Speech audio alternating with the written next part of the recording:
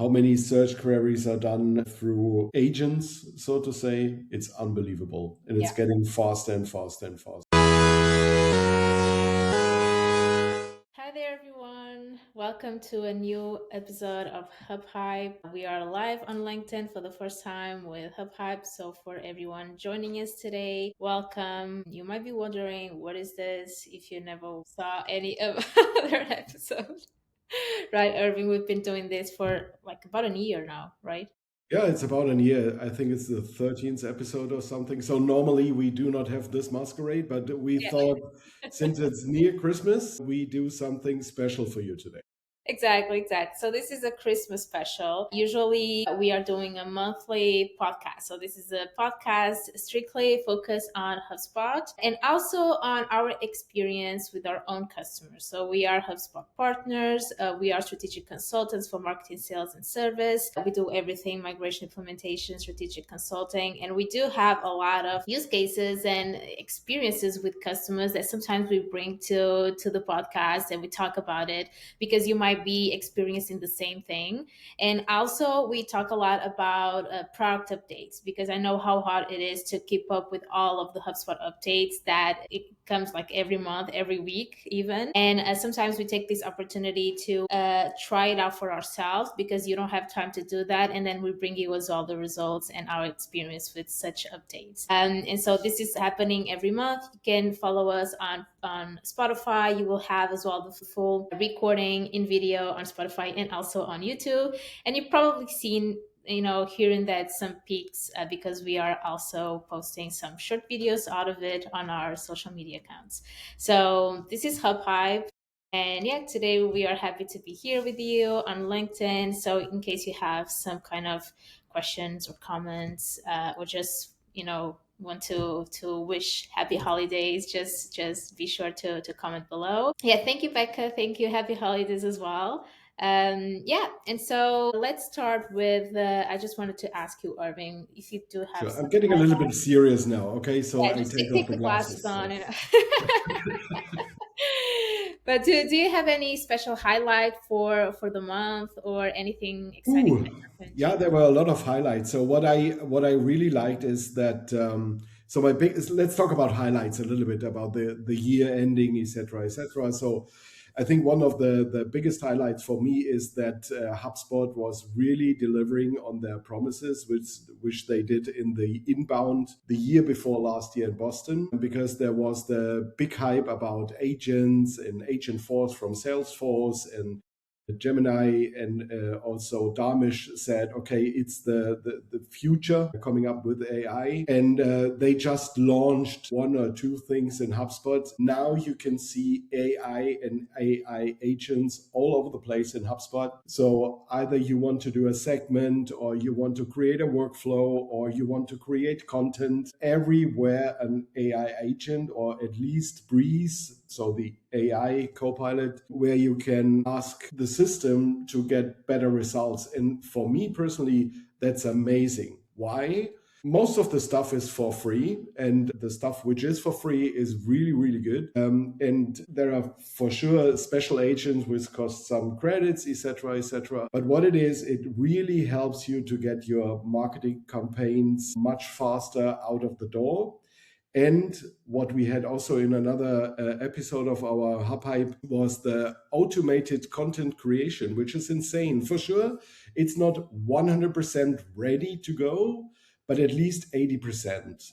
And Laura, who is supporting us also in the hub site, so thanks Laura for that one as well. She's using that every day, and that's really amazing. So HubSpot really delivered. Yeah. And how different it is because Irving, you have extensive experience in working with other CRMs and marketing automation tools.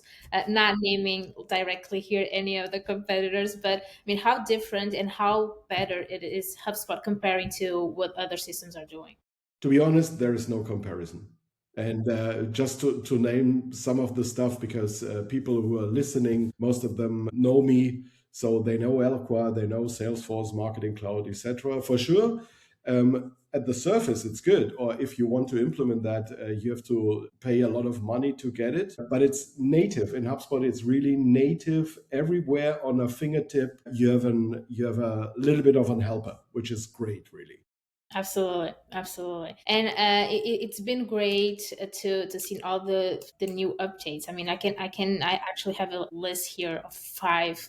For me, what like the top five best updates. This is not in any particular order, but the first one that comes to mind is definitely, and probably you agree with me, the Data Hub. So that Mhm. was a big update. It was before operations. Now it's Data Hub. But with that, it was just not the naming that changed. Was the possibility to unify external data into the Data Studio. You can add external data sources coming from CSV. Also connect Google Sheets, Snowflake, Airtable, and you basically have like a studio where you can work on your data without having it in your CRM. You can decide when to sync with your CRM. You can even use that data in workflows and lists without immediately syncing to CRM. How great is that? That's Yes. amazing. Yeah, And I agree. yeah, and also another thing that you can do, which I revisited that not so long ago, is the ability to add a smart column and to ask HubSpot, the AI of HubSpot, a specific question that is related to the data set you have and kind of complete that. And you can choose to only sync that specific smart column into a CRM. That smart column would be in Excel, some sort of format or some sort of calculated cell based on the data set. But now you can just ask and have that information right after and decide, okay, I want to have this as a property in my CRM. And that's a big jump, and it's amazing. And also all the data quality features that the Data Hub gives you, like manage duplicates, formatting issues. So that's definitely one of the biggest highlights of the year for me. And when it comes to HubSpot, the other thing as well called Studio is the Marketing Studio. We use that a lot. Yeah. So basically, you can kind of run multi-channel campaigns and organize them and optimize them all in the Marketing Studio. That's also where the AI comes to place, because you can kind of prompt your whole campaign and have already predefined assets. For sure, you have to look into that, but you will have already like posts, landing pages, forms, email marketing. You will have everything already ready to go, and then you can go into each one of those assets and change according to your liking. But you can prompt exactly what kind of audience is this campaign for, what kind of message you want to convey. And then plus, this is mostly a collaboration feature, because you can have multiple people working within the same studio at the same time. You can actually see them there, and you can have different views on where are your assets scheduled, if they are in draft, if they are already published. You can add comments, you can create tasks directly out of the studio to your other team members. So that's also Yeah. a big one. And what we always forget about those things is, for me, user experience. Yes. So we just have a new employee. She joined the company 2 months ago, and she is able to do their own landing pages based on the studio, putting together the stuff. I'm not saying the marketer itself, you have to be educated in marketing. Sure. So what is your buying persona? What is your ICP? La la la. All that abbreviations we all know. But it's the question on how long will it take you to bring a new employee to the system to work effectively with HubSpot. The time is so short now because it's so intuitive. You can upload all your data, you put it together in a landing page or in an email. Segments are super easy, and that is what counts, because this gives back marketing the time they need to think about outstanding campaigns, to think about really new content. Not I'm not talking about ChatGPT or AI generated content per se, but you can use it as a starting point to create your own content, to nail down the message which is relevant to your customer, which is our old credo since our starting at Thalox, by the way. Yeah, exactly. Exactly. Absolutely. I think the user adoption, I mean, there's no doubt that it's comparing to other tools, it's much better. And I think we need to look into this as well as partners and consultants, that AI is embedded in everything in HubSpot. And we have to use it in a way that it can help us move forward and quicker. It does not immediately replace the knowledge you need to have and the processes you need to establish. But if you know it, it will push you forward much faster. And that's how we should always, and that's like my vision with AI. I mean, I use it every day as well, but it's helping me become quicker and more productive. And I think that's the goal as well with the agents in HubSpot. That's definitely the goal with that. I will Uh, talk about one agent later on a little bit. Yeah, I know you have some exciting things because we've been trying out agents. Agents are everywhere, so we might as well use them, and they are very very cool. So that's actually like an extra top update for me. I would say like a third one is segments, because I know this looks like a small one because it's just a naming thing. It was lists and now it's segments, which is much better in a marketer's mind. But also there's a new as well, new kind of features within the segments. I don't know if you ever tried. There's the ability to create groups of contacts with similar attributes to existing segments you already have, which are called lookalike segments. And actually that's as well built with Breeze AI to find what kind of contacts are matching, because you will have a similarity score or rate within that list, which is pretty cool, that says how close that contact is to your original or seed list if you want. So that's pretty cool as well. And then AEO was everywhere. Me and Laura, we were at Growth a month ago, or actually less than a month ago, and answer engine optimization was everywhere. HubSpot now has something which was called SEO before, now it's called search strategy, and you will see that SEO and AEO and how you can optimize. I know that it's not early because people are using that. That's like the next thing to optimize your website. I've talked about this in a video. We have a checklist as well you can download to make sure you are following the best practices or answer engine optimization. But HubSpot is as well helping you to check what kind they're doing, like an AI brand analysis, the share of voice, your visibility. You now have as well a property that tells you AI referrals. So in case there's traffic coming from AI engines, and I'm absolutely sure that there will be some big updates in terms of reporting and how we are optimizing our pages to AI engines next year in Yeah. HubSpot. That will It's be a game changer, really. I recently saw how many search queries are done through agents, so to say. It's unbelievable. And yeah, it's getting faster and faster and faster. it's And really really. And if you haven't started, you better start right now because exactly. And what it says as well is if you're not on the first page. So when I was your age, Lisa, you were saying, okay, first page, second page, third page, people are clicking on those pages. No way. no. They're reading the summary of the Gemini at the moment or scrolling down a little bit, but the second and third page, you're lost. So if you're not on the first page or even in the summary, I mean, done. I'm sure you do. I mean, right now, if I need to search quickly on Google and if I get my answer right away, I'm not clicking anywhere else. Sure, why should you? You know what I mean? So, and if I'm clicking on something, will most probably be the pages which are being mentioned in that AI overview. And that's like the whole thing, is that your page is being mentioned in their AI overview. So that's like the whole work that we now need to do. Yeah. And last but not least, Smart CRM. So I know people are like, what is Smart CRM? So Smart True. CRM. Me as well, Lisa. Me as well. So Smart CRM. Basically, just to put it simply, it's the whole ecosystem.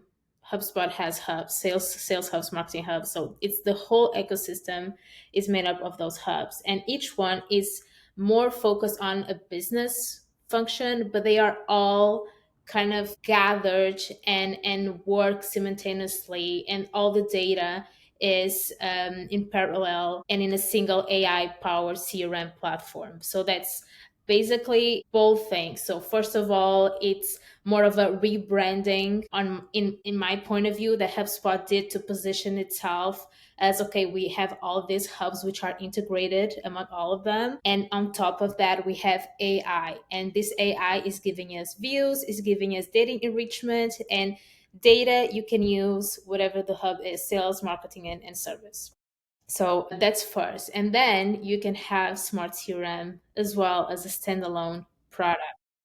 And I don't know if you looked into the pricing, but a standalone product, it enables you to start with a CRM, which is powered by AI and runs on a lot of things AI, but it also offers the other hubs in addition. So you can start with some of the most important CRM features. You have Pro and Enterprise, and then you can little by little start implementing the full hubs as you are growing. So this is specifically interesting for small to mid-sized companies who are not sure what they need. And so Smart CRM might be an answer to those specific audiences. Yeah, I agree. And it's, as you said, it's a full functional CRM system. You can start. Maybe it's also good before doing a decision really to go completely with HubSpot, do a POC with the Smart CRM Yeah, with a limited number of people to get used to it, to train yourself on the new experience, also on the new processes which are pre-built in the system already. And yeah, that's, for me, it's brilliant. It's a good move really to get into this section of CRM, getting started full blown. Yeah, I agree. absolutely. Mhm. Absolutely. So Yeah. Irving, tells us about your experience with the prospecting agent. Yes. So, what we are doing is, for sure, we are a HubSpot partner as well, but we are also overwhelmed of all the new things which are coming out. So, in our last sprint, I had the duty and the must for myself, because I'm doing sales here, to test the prospecting agents. So, my expectations so far was not so high, really. But I just started with it. And because I wanted to have a proof of concept for myself, how to do that. So what is important before you starting with the prospecting agent? For sure, you can go the step-by-step visit. It's super easy to set up, but is get yourself ready to have your ICP, your ideal customer profile ready, your unique selling proposition ready, your target group ready, because then it's much more easy to use to you to set it up, right? So because what you have to do is you set up your ICP first in the system, and based on that you can define then what is my target group, what is my target industry, what is the tone you want to send out emails, etc., etc. And then I loaded this. I did not put everyone in there, but I put in people I know, because then I know if the email is good for them and how the email could be perceived by them. So I had a target group of around 30 people, which I know again, and I decided in the system when I set it up. And by the way, the setup itself, it's 30 minutes maximum. If you're ready, if you have your ICP persona, etc., it's ready to go. So I then uploaded, or not uploaded, but I pushed in the segment into the prospecting agent, and then the system is running. Okay, so it takes a little bit until the first email is ready to review, because I decided not to right away send out the email. I wanted to have a proof point so that I can read the text which is in. So, and here comes the magic really. The emails, I would say, is a 90% up to 100% fit. The tone is very good because it's really me. I see that. It's consuming all the activities the customer did. So as an example, in one example, there was a call mentioned with another colleague of ours and the topic they discussed. And then my clear call to action always in the prospecting agent was, I want to promote our health check.